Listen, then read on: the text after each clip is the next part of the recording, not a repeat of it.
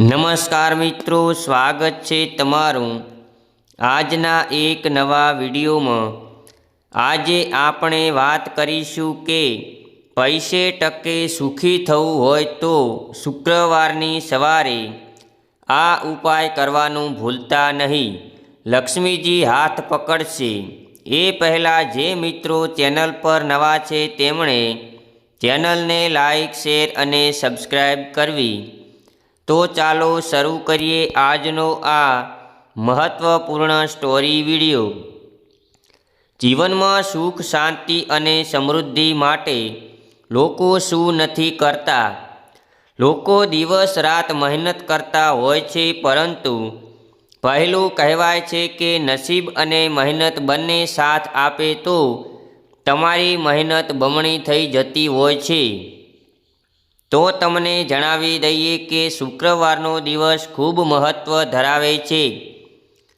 આ દિવસે જો તમે દેવી લક્ષ્મીની પૂજા કરો, સાથે કેટલાક નિયમનું પાલન કરો તો તમારા જીવનમાં શાંતિ અને સમૃદ્ધિ લાવી શકો છો। દેવી લક્ષ્મીનું ચિત્ર ખરીદો। શુક્રવારે બજારમાંથી કમળના ફૂલ પર બેઠેલા દેવી લક્ષ્મીનું ચિત્ર ખરીદો। આ ચિત્રને તમારા ઘરના મંદિરમાં સ્થાપિત કરો અને દરરોજ દેવી લક્ષ્મી સાથે ફૂલ અર્પણ કરો, તેમની પૂજા કરો અને ધૂપ દીવો કર્યા બાદ પૂજા અર્ચના કરો। શુક્રવારે ₹1નો સિક્કો લો અને તેને તમારા ઘરના મંદિરમાં સ્થાપિત કરો અને દરરોજ દેવી લક્ષ્મી સાથે ફૂલ અર્પણ કરો, તેમની પૂજા કરો અને ધૂપ દીવો કર્યા બાદ પૂજા અર્ચના કરો અને શુક્રવારે ₹1નો સિક્કો લો અને તેને તમારા ઘરના મંદિરમાં દેવી લક્ષ્મીની સામે રાખો। દેવીની પૂજાની સામે સિક્કાને પણ પૂજા કરો। સિક્કાને આખો દિવસ મંદિરમાં જ રાખો। ત્યારબાદ બીજા દિવસે આ સિક્કાને લાલ કપડામાં બાંધીને પોતાના પાસે રાખો। આ ઉપાય તમને વધુ સૌભાગ્ય આપે છે। શુક્રવારના દિવસે દેવી લક્ષ્મીના મંદિરમાં શંખ ચઢાવવો। આ સાથે ઘી અને માખણ અર્પણ કરવાથી સ્વાસ્થ્યમાં સુધારો આવે છે।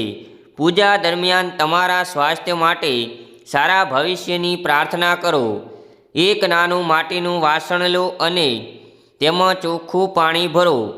ચોખા પર ₹1નો સિક્કો અને હળદરનો ગઠ્ઠો મૂકો। આ કળશને ઢાંકણાથી ઢાંકીને દેવી લક્ષ્મીના આશીર્વાદ લો અને પછી આ દાન પાત્રને કોઈ પૂજારીને દાન કરો। આ ઉપાયથી ધનની વૃદ્ધિ થશે। સ્નાન કર્યા પછી સ્વચ્છ વસ્ત્રો પહેરીને જાપ કરવા બેઠો અને ઓમ શ્રી હિ શ્રી કમલે કમલે કમલાય પ્રસિદ્ધ શ્રી હિ શ્રી મહાલક્ષ્મી નમઃ મંત્રનો 11 વાર જાપ કરો। આ મંત્રનો જાપ કરવાથી ધંધામાં લાભ અને નફો થશે।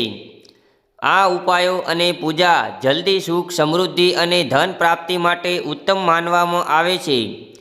જો આ રીતોને નિયમિત રીતે અનુસરવામાં આવે તો તે તમારા જીવનમાં દુઃખ દૂર કરી શકે છે અને સુખમય જીવન આપવામાં મદદરૂપ બની શકે છે। તો મિત્રો, આ વિડીયો જો તમને ગમ્યો હોય તો વિડીયોને લાઈક, શેર અને ચેનલને સબસ્ક્રાઈબ કરવાનું ભૂલશો નહીં।